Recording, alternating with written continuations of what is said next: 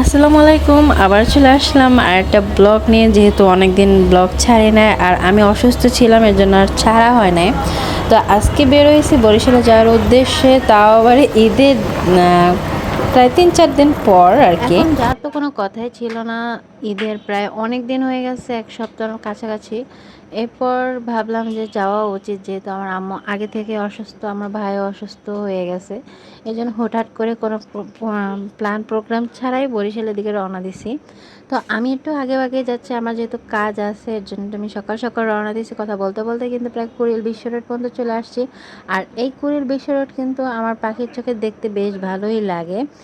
এরপর আমি যেহেতু আগে আগে রওনা দিচ্ছি, আমার খালার আবার রওনা দিবে দুপুরের সময়। আমি যেহেতু তারা আর কি যখন ঢাকা থেকে বের হবে সায়দাবাদ দিয়ে, তখন আর কি আমি বাসায় ঢুকবো। আর তারা হয়তো বা বাসায় পৌঁছতে পৌঁছতে 8টা সাড়ে 8টা এরকম বাজবে। আর এইবার যেহেতু ঈদের পুরোপুরি ঈদ শেষ হয় না, প্রায় এক সপ্তাহ হয় নাই, এর জন্য রাস্তাঘাট প্রায় ফাঁকা। মানে যাওয়ার সময় তো কোনো সমস্যাই হয় নাই, গাড়ি পাইতে খুবই মানে সিটগুলা ইজিলি পাইয়ে গেছি। আর আজকে আমি যাচ্ছি সাকুরা বাসে। আর আমার খালারা রওনা দিবে হচ্ছে দুপুরবেলা। আর ওদিক থেকে দেখতেছি যে অনেকগুলো গাড়ি ভরে ভরে আসতেছে, ওদিকের রাস্তাটা একটু ছিল জ্যামে, আর আমার এদিকের রাস্তাটা ফাঁকাই ছিল। কথা বলতে বলতে কিন্তু পোস্তগোলা ব্রিজ পর্যন্ত কিন্তু চলে আসছে। আর এই বুড়িগঙ্গা নদীটা কিন্তু বেশ ভালোই লাগে, মানে যখন এই নদীর কাছাকাছি আসি, এর যে একটা স্মেল, নদীর যে বুড়িগঙ্গার একটা স্মেল, এটা পাইলে বুঝি যে এর পাশাপাশি পাশাপাশি মানে চলে আসছি। তো এরপর আমি যেহেতু একলা একলা জার্নি করি সব সময়, আমার ভালো লাগে, খারাপ লাগে না।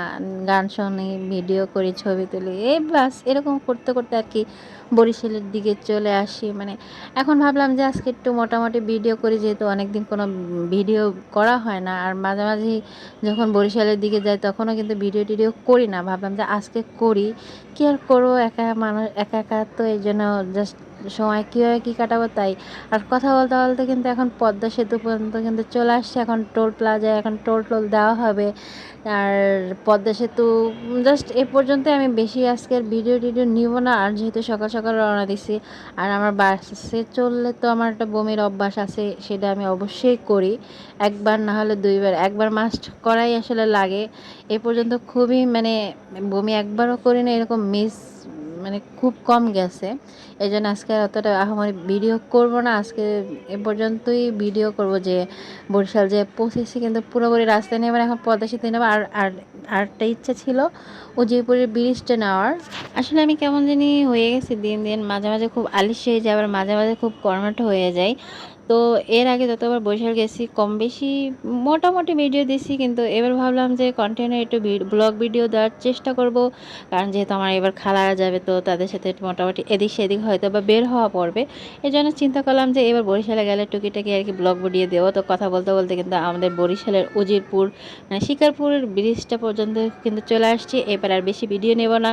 তো এবার সব কিছু গ্যাপ দিছি, গ্যাপ দেওয়ার পর এদিকে খালারা চলে আসছে।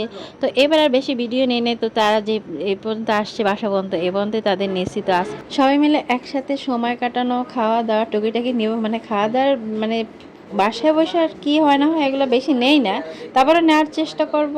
আর এ বাহিরে বের হলে তো মোটামুটি ভিডিও করবই, সেগুলোও দিব, শেয়ার করব। তো আজকের মতো এ পর্যন্তই, আর বাকি পরবর্তী ব্লগ দেখার জন্য ওয়েট করবেন। তো আজকের মতো এ পর্যন্ত, আল্লাহ হাফিজ।